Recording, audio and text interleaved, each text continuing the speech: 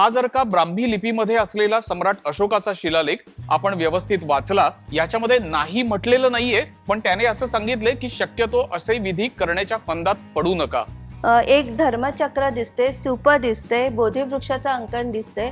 बौद्ध धर्माच्या ज्या सुरुवातीच्या हिनयान फेजचं प्रतिनिधित्व करतं. एक साधा नरभक्षी राजा असतो आणि त्याचं मग कसं मतपरिवर्तन होतं बोधिसत्वाच्या प्रयत्नाने आणि तो सुधारतो, त्याची ही कहाणी आहे. तारेच्या मूर्तीचा किंवा तारेच्या अंकनाचा जो प्रवास आहे तो बहुधा पश्चिम किनारपट्टीवरनं संपूर्ण जगभरामध्ये झालेला असावा. ही जी तारेची मूर्ती आहे ही आपल्यासाठी खूप महत्वाची आहे.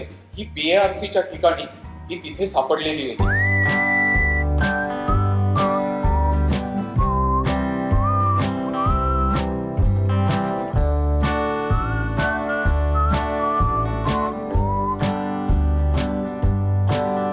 नमस्कार, मी विनायक परब घेऊन आलोय लोकसत्ता गोष्ट मुंबईची पर्व दुसरे.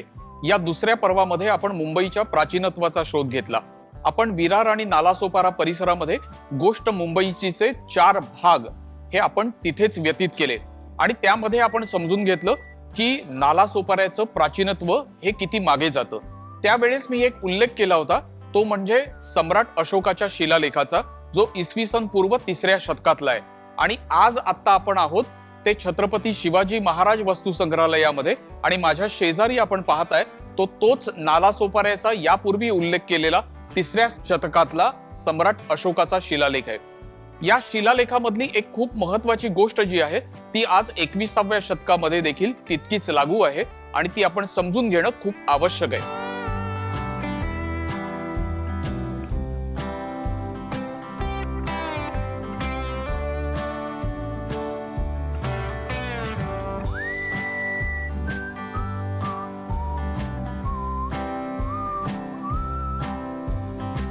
ही गोष्ट काय आहे तर आपल्याकडे आता श्रावण महिना सुरू झालाय.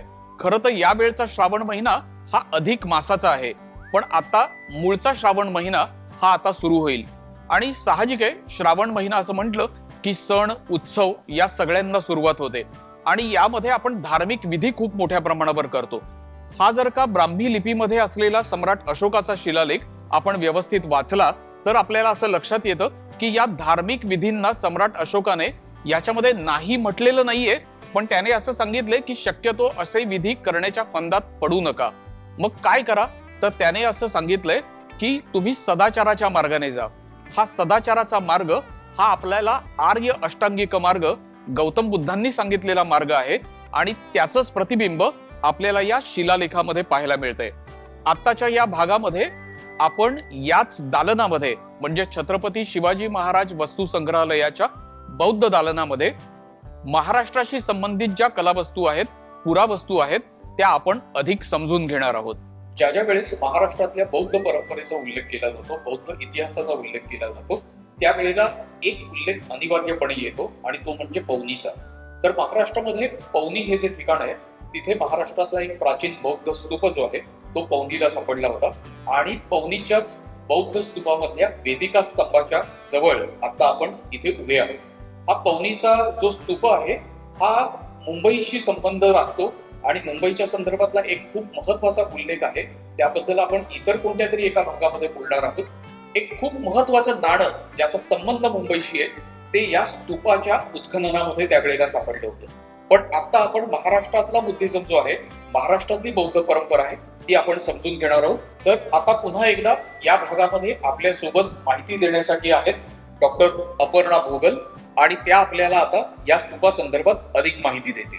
हा स्तूपाचा भाग आहे भंडारा जिल्ह्यातील पवनी येथे पुरातत्वशास्त्रीय उत्खननात सापडलेला एका वेदिकेचा भाग आहे तो.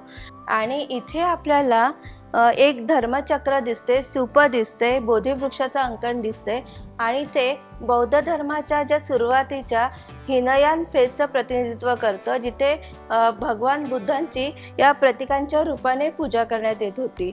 आणि इथे जे आहेत व्यक्तिशिल्पे ते एक दाता आहे आणि त्याच्या पत्नी आहेत आणि इथे एक ब्राह्मी लिपीतील इन्स्क्रिप्शन आहे, शिलालेख आहे आणि त्याच्यावर लिहिलंय नागस पंचनिकायिकस.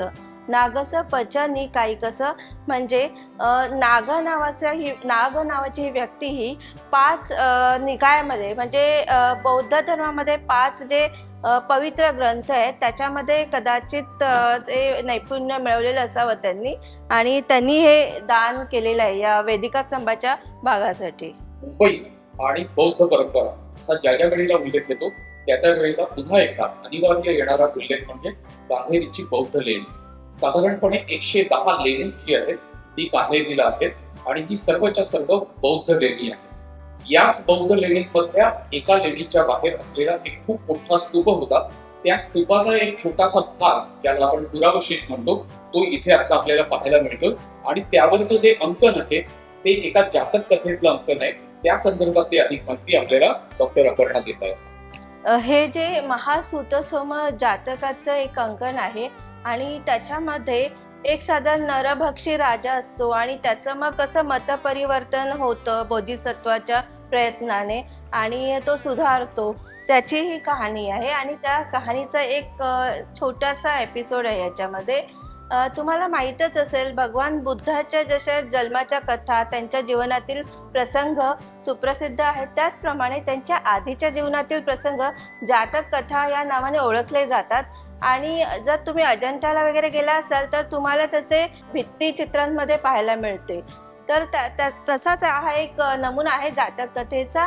हा साधारण सिमेट्रीचा भाग आहे कान्हेरीमध्ये, म्हणजे खूप असे स्मारक वगैरे जिथे आहेत त्या भागातला एक अवशेष आहे.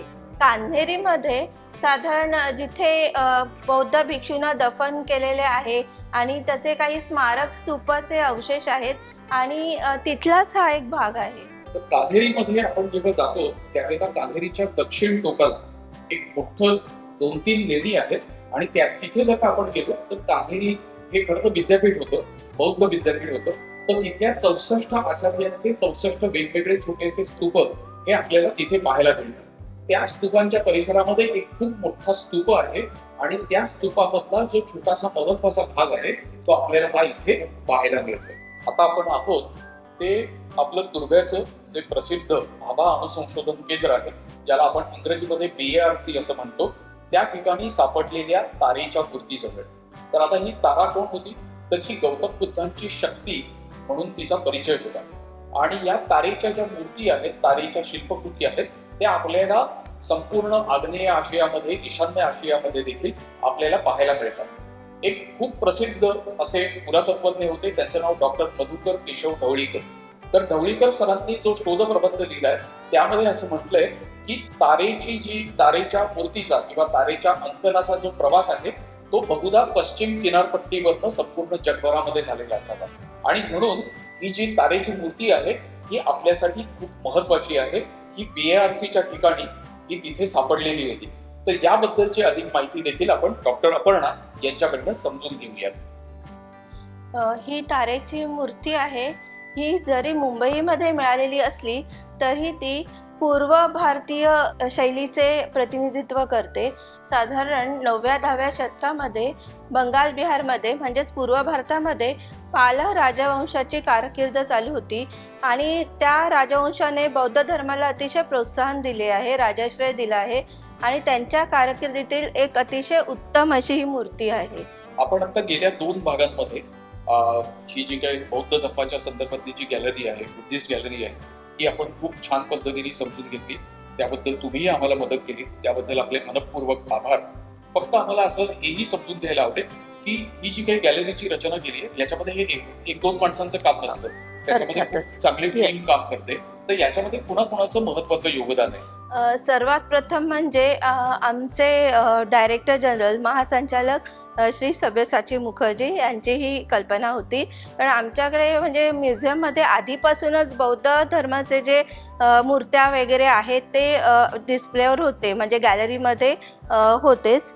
पण एक वेगळी मूर्ती आपण तयार करून प्रत्येक म्हणजे जैन धर्माची जशी आम्ही वेगळं दालन तयार करतोय तसं बौद्ध धर्माचंही वेगळं दालन करून म्हणजे साधारण आपण जास्तीत जास्त वस्तू प्रेक्षकांसमोर आणायला पाहिजेत ही कल्पना त्यांची आहे. आणि हिमांशू प्रभारे यांनी सुद्धा क्युरेटर म्हणून या गॅलरीसाठी खूप कष्ट घेतलेत आणि अर्थातच एक टीमवर्क म्हणजे म्युझियमची टीम आहेतच.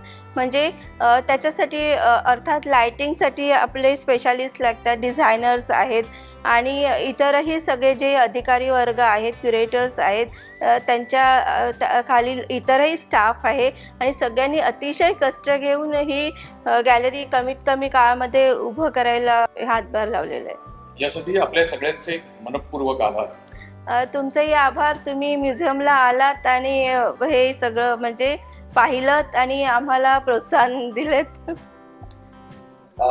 या संपूर्ण गॅलरीच्या साठी निधीचं जे सगळ्यात महत्वाचं योगदान ते आहे ते आशा वसंत सेठ यांनी दिले.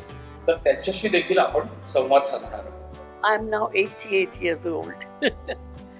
And I was thinking that I should leave something behind.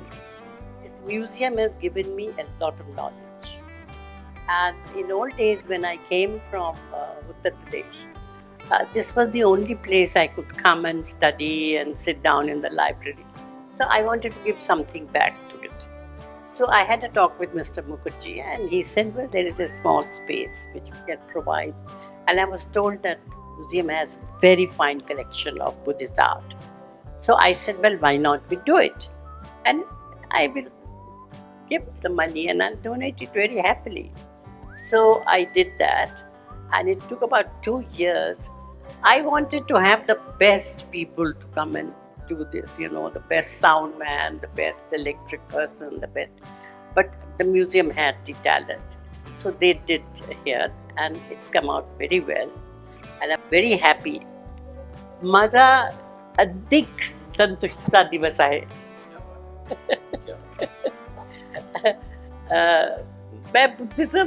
मैं ईस्ट यूपी में काम करती थी, बहुत दिन हुआ. मैं 1960 की बात कर रही हूँ. तो उन दिनों मैं गई जहाँ डिपार्टमेंट ऑफ आर्कियोलॉजी खुदाई कर रहे थे शुद्धोधन के पैलेस की, महात्मा बुद्ध के फादर के पैलेस की. वो बिल्कुल नेपाल बॉर्डर पे था और लुम्बिनी बिल्कुल पास पे थी. तो मैं लुम्बिनी गई और वहाँ मैंने वो खुदाई देखी और मैं बिल्कुल, मुझे समझ में नहीं आया कि मैं कितनी लकी हूँ कि मैं यहाँ आ गई हूँ. फिर मैं एक वहाँ की प्रिंसिपल थी, एक स्कूल की महिला प्रिंसिपल, उनके साथ मैं एक मंदिर में गई जो महामाया का था और अब मौर्यन पीरियड का था. तो वो लाल पत्थर का और बहुत बढ़िया मंदिर था और महामाया देवी थी अंदर और उनमें गांव वालों ने बड़े सिंदूर लगा दिए थे, जैसे देवी को होता है. उन्हें नहीं पता था ये गौतम बुद्ध की माँ है क्या है, तो देवी समझ. उसके बाद मैं जब यहाँ आई बम्बई में, बहुत बाद में यहाँ मैं पढ़ने आती थी म्यूजियम में, तो मुझे पता लगा कि यहाँ बहुत अच्छा कलेक्शन है जिसको भी दिखाया नहीं गया है. फिर मैंने देखा, इसको पढ़ा उसके लिए, तो फिर मैंने कहा कि इसकी हम लोग गैलरी बनाते हैं.